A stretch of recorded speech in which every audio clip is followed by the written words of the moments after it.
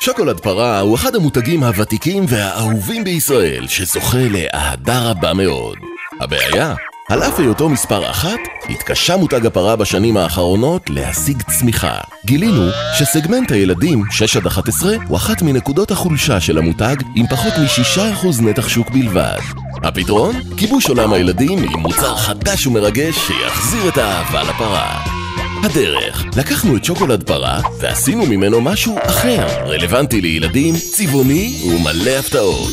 הפכנו טבלה אחת ל8 אצבעות שוקולד פרה, בכל אריזה עם 32 אריזות שונות, ובעברית צחה, החטפה, מלשון חטיף.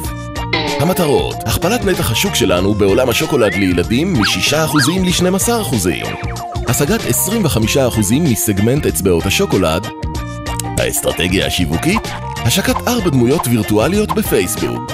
חיכינו קצת, ואז כשכבר היו להם עשרות אלפי חברים, חשפנו את הקשר בינן לבין אצבעות פרה עם סרטון טלוויזיה וקדם. חדש מעלית, אצבעות שוקולד פרה עם מלא הפתעות בפנים. התוצאות, 8.5 מיליון שקלים מחירות ו13.9% שיעור חדירה בבתי אב בתום הרבע הראשון. 63% נתח שוק משוק האצבעות אחרי 6 חודשים, יותר מפי 2 מהיעדים.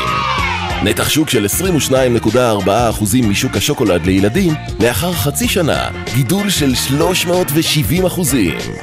אבל היי, למה אתם חושבים רק על הכסף?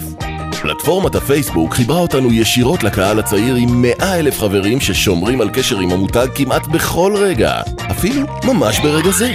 אז תגידו, מה יותר חשוב, כסף או חברים?